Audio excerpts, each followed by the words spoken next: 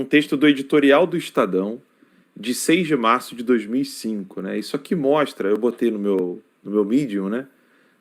Fica evidente que o Terça Livre continua fazendo jornalismo como deve ser, enquanto que o próprio Estadão abraçou o que antes criticava. Então, olha a mudança de jornalismo, você que é mais jovem, não chegou a ver um tipo de jornalismo como esse aqui. Então, vocês imaginem, isso aqui é um editorial, é a opinião do jornal, tá? Em 2005, o Lula era presidente, e vejam como algumas coisas não mudaram, né? Então, o título do editorial do Estadão é Aprendendo com a Polícia Cubana. Eu vou ler aqui com vocês e no final a gente faz um comentário. O governo do PT assumiu um firme compromisso com a austeridade fiscal, a economia de mercado e a livre imprensa. Isso foi o editorial do Estadão que diz. Mas ainda tem recaídas que mostram a persistência de um ranço ideológico incompatível com a posição que se almeja para o Brasil. Então vejam só, ranço ideológico incompatível com a posição que se almeja para o Brasil, seja como líder regional, seja como um ator atuante no cenário global. O presidente Luiz Inácio Lula da Silva, por exemplo, fez bem quando tenta ampliar as oportunidades de comércio do Brasil, mas erra quando, no exercício da diplomacia presidencial, deixa de enfatizar os valores da democracia e da liberdade. Perdão, aqui, isso, tá. Eu pensei que aqui, em liberdade, há interlocutores que o ouvem atentamente e sobre os quais tem influência. Ao não incluir na agenda de conversações com os líderes da China e de Cuba, 2005, tá? China e Cuba, por exemplo, aqueles temas o presidente não está seguindo, ou seja, não inclui aqueles temas. Quais? Liberdade de mercado, né? Economia de mercado, liberdade de imprensa, etc. O presidente não está seguindo o princípio da não intervenção em negócios internos de terceiros países. Está apenas perdendo uma oportunidade para reclamar a universalização dos valores democráticos e para reafirmar a crença em princípios que norteiam por imposição constitucional a política externa brasileira. Vou fazer uma pausa rápida aqui. Vocês lembram de tudo que falaram do Ernesto Araújo? Lembram? Então você que está nos acompanhando aqui, lembra do que foi falado do Ernesto Araújo? Mais estranho do que essa omissão é a recaída ideológica que acomete os membros do governo. Vamos lá, aos membros do governo de 2005, do governo Lula. O secretário nacional de Direitos Humanos, olha o que nós temos hoje, Damares. Olha o que o secretário dos Direitos Humanos à época fez. Por exemplo, esteve à beira de visitar a China para trocar informações sobre direitos humanos. Num país, vamos ver como é que o Estadão falava da China, num país que não reconhece as liberdades e os direitos fundamentais. Não há informações a trocar. Vocês ouviram isso? Estadão, tá? A menos, é claro, que se queira inteirar de detalhes de um sistema que não permite a livre circulação das pessoas, limita com punições draconianas a liberdade de procriar e executa condenados com um tiro na nuca. Eu falo isso aqui o tempo todo no Terça Livre, não é? Pois bem, dessa vez era o Estadão em 2005. Logo após a exaração da sentença, cobrando depois o custo da bala da família do condenado. Isso aqui é o editorial do Estadão falando da China. Editorial do Estadão falando da China. O motivo dessa viagem era tão absurdo e provocou tanta estranheza que o secretário Nilmário Miranda adiou, sem marcar nova data, a sua visita a Pequim. Também é imensa a simpatia por Cuba. No ano passado, depois de idas e vindas à ilha, as autoridades, vejam só, há autoridades educacionais. Olha o que nós temos hoje no Brasil. Carlos Nadalim, o ministro da Educação hoje, que não está indo para Cuba, tá? Resolveram comprar tecnologia de ponta. Qual tecnologia de ponta? Um método castrista de alfabetização. Hoje nós temos Carlos Nadalim, sendo elogiado por autoridades na área de alfabetização, inclusive por autoridades internacionais, juntamente com o material didático. Ocorre que esse método é bastante semelhante a um telecurso usado com sucesso por uma rede de televisão brasileira há muitos anos. A compra do kit pelo governo brasileiro, ou seja, eles compraram o kit de Cuba, tá? Apenas serviu para dar ares de respeitabilidade a um processo que vinha sendo usado na Nicarágua e no Haiti. Olha os exemplos. Olha os exemplos, gente. Vamos à ABIN? Vamos à ABIN do Bolsonaro em comparação com 2005 e ver o que o Estadão falava na época? Agora é o diretor-geral da Agência Brasileira de Inteligência, ABIN, delegado Mauro Marcelo. Delegado. Que está na Berlinda. O que ele queria fazer? Ele esteve em visita oficial à Havana. Como é que é? Vocês ouviram isso, gente? 2005 não é muito longe de nós isso aqui. Com o objetivo de consolidar um programa de aproximação de intercâmbio entre a ABIN e a Dirección General de Inteligencia cubana. 2005, Brasil, Lula, ABIN, junto com a Dirección General de Inteligencia, o Serviço Secreto Cubano. Esse programa, obviamente, criado para dar algum conteúdo prático aos frequentes contatos entre autoridades brasileiras, vou grifar aqui, autoridades brasileiras, e cubanas, inclusive os presidentes Lula e Fidel Castro. Já é, por si, uma excrescência. Parece um editorial do Terça Livre, né? O mostrengo foi piorado com a visita do chefe da ABIN, que assinou um acordo para o treinamento e a troca de experiência entre agentes brasileiros que irão a Cuba ainda este mês. ABIN e Cuba, Foro de São Paulo. Vocês estão... Gente, isso aqui é editorial do Estadão, tá? De 2005. O editorial continua. Cuba é um estado policial. Lá ninguém dá um passo sem que isso chegue ao conhecimento de um dos comitês de defesa da Revolução. Organismos especializados em controle social e delação, diretamente ligados ao Serviço Secreto Cubano, a DGI.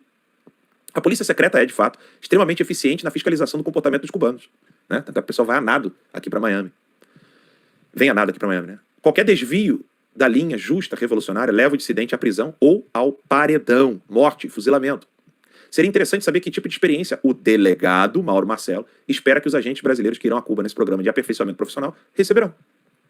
Os métodos usados pela polícia secreta de Fidel Castro são os próprios de um Estado totalitário. Né? E, portanto, absolutamente inadequados para um país como o Brasil, onde impera o Estado Democrático de Direito.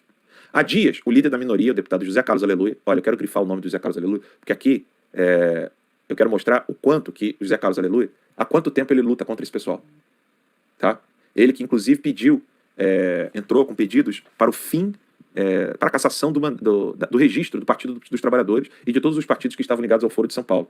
Tá? Para quem não sabe, eu entrevistei José Carlos Aleluia junto com o professor Olavo de Carvalho e o ex-presidente da Venezuela, que na época, né, nós entrevistamos para falar sobre o Foro de São Paulo. Então, José Carlos Aleluia apresentou o requerimento de convocação do chefe da ABIN, a Comissão de Acompanhamento de Ações de Inteligência. O senador Arthur Virgílio, líder do PSDB, quer que o general Jorge Félix, que estava trabalhando para quem? Com quem, né? Na gestão do Lula. Chefe do Gabinete de Segurança Institucional da Presidência. Hoje nós temos Heleno. Dá para comparar Jorge Félix com Heleno? Dá para comparar? Você que está me assistindo. Gente, olha, dá para comparar a ABIN que nós tínhamos com Lula, fazendo treinamento entre Cuba e Brasil, e agora nós temos aqui, né, dá para comparar Jorge Félix com Heleno? E superior hierárquico do chefe da ABIN preste esclarecimento sobre o relacionamento entre os dois serviços secretos. Afinal, a ABIN nada tem a aprender com a DGI, que é o Serviço Secreto Cubano. Seu Estadão falando. E se tivesse, não precisaria enviar ninguém a Cuba. Por quê? Bastaria recorrer ao hoje ministro José Disseu, que passou seu exílio em Havana especializando nesse tipo de informação. Meus caros, isso aqui é o editorial do Estadão de 6 de março de 2005. Eu só não falo com lágrima nos olhos, porque eu estou me segurando. Olha o Brasil que nós tínhamos em 2005, com Lula, Fidel Castro, ABIN, Serviço Secreto Cubano, trabalhando de mãos dadas. Um editorial de um dos jornais mais respeitados à época, que era o Estadão, criticando duramente, dando nome aos bois, falando como é que a China trata os seus dissidentes, com tiro na nuca, com cerceamento da procriação, cerceamento da liberdade de expressão. Um jornal criticando China e Cuba, apontando todos os problemas que o Brasil vinha enfrentando. E hoje nós temos um presidente que esses jornais tinham que estar agradecendo de joelhos a Deus, falando, agora nós temos um presidente, Cássio, que não quer a ABIN junto com o Serviço Secreto Cubano, não quer proximidade do serviço de inteligência entre Brasil e China. E o que eles fazem? Hashtag genocida. Olha, se você brasileiro que está assistindo ao Terça Livre, depois de ouvir todo esse editorial do Estadão de 2005, ainda tem dúvidas, caindo em narrativas como, não, bolsominions são extremistas, esse pessoal que defende Bolsonaro parece religião. Se você, depois desse editorial, ainda pensa assim, você de fato precisa de um psiquiatra. O seu problema já não é mais argumentação, o seu problema já não é mais uma questão de escolha política, o seu problema é psiquiátrico, não é nem mais psicólogo, não é mais um problema psicológico. Você tem problema na substância do seu corpo. Você enlouqueceu de fato. Não se trata de defesa cega, não se trata de idolatria, não se trata de salvador da pátria. Nós sabemos o quão simples é o presidente Bolsonaro. Ele é um homem comum, que muitas das vezes atua como um homem comum, pode errar quando fala, pode errar quando decide, mas não faz isso aqui. Não faz isso aqui que o editorial do Estadão estava condenando, e hoje o editorial do Estadão louva. Que é a proximidade com Cuba, China, por puro recalque, por pura loucura e por uma ação de infiltração comunista dentro do próprio editorial do jornal. Esse jornalismo que todos nós amávamos ler naquela época, hoje só existe na mídia alternativa. E que não é só o Terça Livre. Em canais que estão lutando para sobreviver, com cerceamento das redes sociais, com cerceamento de autoridades que hoje ocupam cadeiras em cargos importantes no Brasil, simplesmente porque nós falamos exatamente o que era dito em 2005. e nós acreditamos que isso precisa ser, continuar sendo dito. Cássio e demais amigos da bancada, Ed Raposo e Polon, a palavra é com vocês aí. Muito bem, Alan. Quero dar boa noite aqui para os nossos convidados mais uma vez, o Ed Raposo, também o Polon. Fique à vontade aí também para fazer os seus comentários aí também depois desse comentário do Alan. Polon. Bom, boa noite, Alan, boa noite aos nossos amigos de bancada. É uma satisfação muito grande estar aqui com vocês, num dia tão especial. Mas o que a gente vê é que esse pessoal perdeu a noção do ridículo, está escrachado. Eles fazem o ataque pelo ataque, sem qualquer preocupação com coerência, sem qualquer preocupação com a verdade, sem qualquer preocupação com absolutamente nada que não seja atacar o presidente e o governo. Eu costumo dizer que se Bolsonaro eventualmente descobrir a cura do câncer, eles vão defender o câncer. Porque escrachou-se, abriram a caixa de Pandora, não tem mais qualquer critério. Simplesmente, ele falou, nós seremos contra. Então, ainda que exista em algum baú de decência, escondido em algumas dessas redações, um pingo de revolta com aquilo que acontecia no Brasil, que foi roubado pelo maior esquema de corrupção da história da humanidade, eles enterram esse pouco de bom senso, que é essa que eu acho que não existe mais, bom senso e decência da grande imprensa, para efetivamente, única e exclusivamente, atacar o presidente. O fato é que, conseguindo consolidar os planos nefastos que esse grupo, que quase destruiu o nosso país, pretende, retornando eventualmente ao país, eles vão destruir todo mundo. E aí, de jornalistas a executivos, ao pessoal que está em todo o corpo da imprensa, assim como médicos, advogados, promotores, juízes, vai todo mundo passar fome. Destruído o Brasil, vai todo mundo passar fome. Olhem para a Venezuela, nós não precisamos ir muito longe. Olhem para Cuba, olhem para a Argentina, o que está acontecendo com os nossos irmãos argentinos, o povo está começando a fugir. Então eu acho muito, não é cômico por ser tão trágico, a situação em que esses jornalistas sabem que estão sendo, peço desculpa pela expressão, sendo cretinos e reiteram o seu comportamento doentio para destruir o nosso país e o futuro dos nossos filhos, que serão o futuro dos filhos deles também. Então é quase que um comportamento suicida. Eu não gosto do piloto, vou derrubar o avião. E não interessa o que vai acontecer com todo mundo. Só que eles fazem parte desse todo mundo e se esquecem que há pouco tempo atrás, porque 2005 foi ontem, eles estavam denunciando essas mesmas atrocidades. Muito bem, Ed. Impressionante como eles distorcem o termo democracia, né? Eu vou pedir só para você falar um pouquinho mais próximo do microfone. Impressionante como eles distorcem o termo democracia, né? É o tempo inteiro, democracia pra cá, democracia pra lá, até hoje. É uma coisa impressionante. E uma coisa assustadora também, quando a gente imagina que essas pessoas da ABIN que foram pra Cuba naquela época, podem estar na agência até hoje também. Isso é um dado importante, são concursados. São pessoas que estavam lá naquela época, adquiriram esse conhecimento e podem estar até hoje lá operando dentro da ABIN. E quem sabe sabotando o governo de dentro. Eu acho que o Estadão, se tiver alguém do Estadão assistindo o Terça Livre agora, eles devem estar pensando, a gente era feliz e não sabia, né? Porque a impressão que dá assim, da mesma forma que o Alan expôs ali a questão do método de aprendizado, né? Que era um método que acontecia, que era usado também na Nicarágua, que era usado no Haiti. Hoje a gente tem urnas eletrônicas que são usadas no Butão e em Bangladesh, né? São inúmeras coincidências que vão ocorrendo durante o caminho. Mas são uma situação desesperadora, em que ficou muito claro que não existe mais ideologia, não existe apreço pelo Brasil, apreço pelo patriotismo. A gente viu recentemente, foi exposto, a declaração do Rodrigo Maia de 2015, quando ele era relator da mini reforma eleitoral. Ele defendendo com unhas e dentes o voto impresso, por exemplo. A gente viu o Fernando Henrique, em 2002, sancionando uma lei que previa o voto impresso. Essa lei foi revogada um ano depois pelo Lula. A gente tinha vários personagens defendendo a ideia do voto impresso. E de lá para cá, o que será que aconteceu? Por que será que eles mudaram? Não vou nem falar de STF. Mas, enfim, o que a gente vê hoje em dia, o que a gente enxerga hoje em dia é uma perseguição brutal a um presidente da República que a impressão, a certeza que a gente tem, na verdade, é que acorda e vai dormir todo dia pensando em como ajudar a população brasileira, como ajudar o Brasil, como melhorar a situação de todo mundo. E mesmo assim, essas pessoas cientes de tudo isso, porque elas sabem, mesmo assim, elas seguem sabotando esse governo sem parar. É uma coisa revoltante, mas... Enfim, vamos ver o que acontece, né? A esperança é que essas pessoas abram os olhos, porque elas nunca vão abrir, porque elas sempre pensam, estão sempre olhando para o próprio umbigo, pensando em objetivos individuais, mas que o Terça Livre e outros meios de comunicação independentes, conservadores, consigam abrir os olhos da população, para que as pessoas enxerguem isso e passem a compreender tudo isso de uma maneira mais abrangente, entender a necessidade de uma mudança e, principalmente, desacreditar esse tipo de mídia que passa esse tempo inteiro aí falando essas mentiras a respeito do presidente, a respeito do governo e de todo mundo que está embaixo, né? Perfeito. Cássio, antes de você entrar na pauta, quero só ler aqui rapidinho uns comentários, que depois ele some, né? O Bruno Souza perguntou assim, a pergunta, que mais ou menos foi o que o Ed Raposo acabou de fazer, né? O Bruno Souza perguntou assim, onde estão esses representantes do Brasil em Cuba hoje? Porque esses conhecem o modus operandi cubano. Ele falou assim, porque esses conhecem o modus operandi cubano. Será que esses mesmos não estão ainda como agentes do comunismo no Brasil? Pergunta o Bruno Souza. E o Rafael Guerra, ele botou aqui, deixa eu ver, não, ele falou, fez um vídeo aqui, depois eu leio. E o Fagner Machado disse, estou assistindo hoje vocês pelo YouTube, não bloquearam meu acesso à live no exterior, moro em Boston, e hoje o canal de vocês não está bloqueado para mim. Que bom, né? Pelo menos isso. É isso aí, Cássio. Bem, tá começando a voltar, né, Alan? Algumas pessoas aqui do exterior já se manifestando também, depois daquela vitória nossa aí contra o YouTube. Muito bem, eu quero falar agora do Movimento Pro Armas pela Liberdade, que reuniu aí cerca de 20 mil pessoas. Hoje aqui em Brasília aconteceu a segunda edição do Encontro Pro Armas pela Liberdade. A equipe do Terça Livre esteve no evento, a jornalista Yasmin Costa e o repórter cinematográfico Fabrício de Souza prepararam uma reportagem especial. Vamos acompanhar. do movimento pró-armas se concentraram na esplanada dos ministérios. Famílias inteiras participaram do evento. Carregando bandeiras, eles marcharam pelo direito de ter acesso às armas. Eu acho que eu, como cidadã, eu tenho o direito de portar uma arma. Isso é um direito que todo mundo deveria ter. O Daniel veio com a família de São Paulo só para participar do encontro. Há 2 anos, ele faz parte do Clube de Tiros. A gente está em busca de algo para proteger a nossa família, para em busca da liberdade.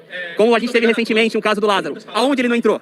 Aonde o caseiro estava armado. Então eu, no meu caso, eu me protejo, não somente porque o Estado, ele não está 24 horas ao meu lado, mas na minha casa eu vou proteger sempre eu e a minha família. Todos que estão aqui lutam pela liberdade. Eles querem ter o direito de escolher se vão ter ou não uma arma de fogo. A primeira coisa que a gente precisa mudar é a cultura que foi construída contra a arma de fogo e pelo desarmamento, como se essa fosse uma solução de garantia de paz e segurança pública, quando na verdade é uma falácia, porque quando você desarma o cidadão, você dá garantia ao marginal de que ele não vai encontrar resistência. Então a gente precisa desmontar essa cultura e também fazer algumas mudanças legislativas que ajudem ou que facilitem ao cidadão a obtenção da arma de fogo. Eu sou militar da reserva da Força Aérea Brasileira, com muito orgulho, e eu saí lá do Rio de Janeiro para fazer esse apoio. Minhas armas estão guardadas e nunca fizeram mal a ninguém. Armas não fazem mal a ninguém. O que faz as coisas erradas são os seres humanos, são as pessoas do mal, que saem para poder assaltar e causar danos para as outras pessoas. De acordo com a organização, cerca de 20 mil pessoas de todos os estados participaram do encontro. Vamos mostrar que a gente é o oposto completo daqueles crápulas, canalhas que se vestem de preto e gritam democracia, batendo nas pessoas, destruindo patrimônio público. Nós vamos ver aqui homens, mulheres, crianças, idosos, portadores de necessidades especiais, todos os brasileiros, sem quebra-quebra, sem arruaça, com ordem, com respeito. Isso aqui é um maior sinal de patriotismo que eu já vi na minha vida. Por isso que eu não tem como. A Roberta veio do Pará. Ela é produtora rural e desde fevereiro tem o porte de arma para proteger a família e a propriedade. Eu possuo arma, não é pra exibir, não é pra outra coisa. Eu possuo arma pra me defender. Se um vagabundo entrar na minha terra, se um vagabundo vir querer prejudicar a minha família, nos causar algum dano, eu vou me defender. O movimento pró-armas também quer produzir conteúdo jurídico e técnico relacionado ao uso de armas de fogo, para subsidiar a criação de políticas públicas que garantam a legítima defesa do cidadão. Maior do que a informação é a desinformação. Então muitas pessoas ainda acham que, tendo o direito das armas, vai virar um bang-bang, mas nós sabemos que o cidadão de bem pode possuir arma durante anos e nunca matar ninguém, porque de fato não é o objetivo da arma. A arma é para a defesa e não para simplesmente matar. Então em Minas Gerais nós estamos fazendo um trabalho para conscientizar e chama aqui a atenção de todos, para que essa pauta siga adiante, nós estamos trabalhando na cultura e na conscientização das pessoas sobre armas. Essa pauta, como vem da questão do governo federal, a única coisa que nós podemos fazer é manter a nossa posição, mudar o pensamento cultural e colocar mais pessoas inclinadas para essa vertente, mostrar a verdade e continuar mudando a cultura. E aí, os deputados federais vão sentir essa pressão na base. Quem tem condição financeira de fazer exame psicológico, prova de tiro, nada contra todas as justiças, provar trabalho lícito, residência fixa, mais de 25 anos, e depois pedir a autorização de um delegado para ter o direito de portar a sua arma. Isso na prática é tanta burocracia que inviabiliza você de ter a sua arma. É isso que a gente tem que mudar. Ou trazendo uma nova lei sobre legítima defesa, ou mesmo simplesmente revogando o desarmamento. E a população votando de maneira correta, sem votar nesse pessoal de direitos humanos. Alan, porque eu queria que você entrasse nessa conversa, né, nesse bate-papo aqui com o Marcos Ficou Colombo. mudo, eu não ouvi o que você falou no Que início. evento, hein? Sexta-feira... Oi? Ficou mudo no início quando você falou. Não, falando que maravilha, né? Um evento numa sexta-feira reunir esse tanto de gente, né? Debaixo do sol de lascar. Debaixo do sol de lascar. Eu falei para colocar você na tela também, pra gente bater um papo aqui com o Polon, com o Ed, né? Falando sobre esse evento maravilhoso aí, em defesa da liberdade hoje aí que o Movimento Pró-Armas realizou. É muito emocionante, né, ver o Brasil. Eu acredito muito que aqueles mais engajados, né, eles sabem muito bem o que está acontecendo com o país, sabem dos perigos, sabem dos desafios, e às vezes por algum momento podem se sentir um tanto desanimados, um tanto desamparados até, e cair numa tristeza que não vem de Deus, não é própria de quem luta, né? E às vezes nosso foco está muito preso numa pequena parcela do que está sendo modificado. E depois desse editorial do Estadão de 2005, a gente vê uma NRA brasileira, né, com o Polon, o grande sonho que nós tínhamos de ver algo acontecendo dessa magnitude no Brasil, e vendo vários, né, Alex Jones, vários Steve Bannon, vários Infowars acontecendo no Brasil, como Ed Raposo e todos os outros convidados que irão aparecer aqui hoje no Terça Livre, não tem como não dizer, nós estamos no caminho certo. Pode parecer desanimador, pode parecer às vezes desafiador, parece que as coisas não vão caminhar, mas a tendência não é que não está modificando-se. Pelo contrário, nós estamos modificando demais o Brasil, demais mesmo. Ocorre que é necessário ter a necessidade de ter um olhar mais amplo, né? Um olhar mais realista e menos ficcional. O Brasil que nós queremos, nós vamos construir talvez depois que nós deixarmos esta terra, mas ele será construído, porque pessoas de bem estão querendo isso. A prova disso foi esse evento de hoje, né? Parabéns, Paulo. Obrigado. Eu peço desculpa lá na entrevista, não conseguia falar, eu comecei a chorar ali, tipo, muito emocionado, durante o hino depois também, tipo, muito emocionado, porque é realmente isso que você falou, a nós compete o bom combate, a vitória pertence a Deus. E chega da gente começar a pensar o futuro em anos, em dias, a gente tem que começar a pensar em décadas, como eles que destruíram o nosso país têm pensado e têm agido dessa forma. É muito marcante você ver pessoas de todos os estados, sem exceção, num dia útil, no meio durante a semana, debaixo de um sol terrível, estava um sol de lascar, e veio gente do Acre, do Amapá, do Pará, de Roraima, do Rio Grande do Sul, todos os estados sem exceção, porque nós passamos, eu particularmente fui pessoalmente em cada estado, formando nossos líderes estado por estado, e convidando pessoalmente essas pessoas durante um ano, estado por estado, para chegar aqui no 9/7. E por que 9/7? Dia em que nós comemoramos a bravura dos brasileiros que se levantaram contra o déspota ditador Getúlio Vargas, pai de um regulamento denominado R-105, que nos impôs calibres anêmicos de armas, como o limite do 380, inclusive para as forças policiais, por quase 90 anos. Imagina o que é isso, quase 90 anos de restrição de acesso a uma arma eficaz para o exercício da legítima defesa, um direito natural, essencial. Como eu vou ter outros direitos se eu não tiver direito a defender minha própria vida? Eu costumo dizer que no começo desse ano ficou famoso no WhatsApp um vídeo de uma galinha combatendo, lutando com uma águia para defender seus pintinhos. Olha, se uma galinha pode defender os seus pintinhos, por que o meu país não permite que eu defenda a vida dos meus filhos? E em 2005, nós votamos contra o desarmamento, nós vencemos, quase 64% da população, dos votos apurados, quase 64%, votamos e vencemos. E lógico, eram essas urnas fraudulentas, então, com certeza, hoje eu acredito que deu bem mais. E eles não respeitaram isso até hoje. Aí eles falam, não, é só ir lá e comprar, cumprir os requisitos. É uma demagogia absurda, é como eu falar para qualquer um de vocês aqui, meus amigos. Subir o Everest é possível, é só você cumprir os requisitos e ir até lá. Mas você dificulta de uma maneira em que o cidadão de bem se desespera. Eu evito usar essa expressão cidadão de bem, mas quando eu uso porque no Brasil, cidadão de bem é um critério objetivo.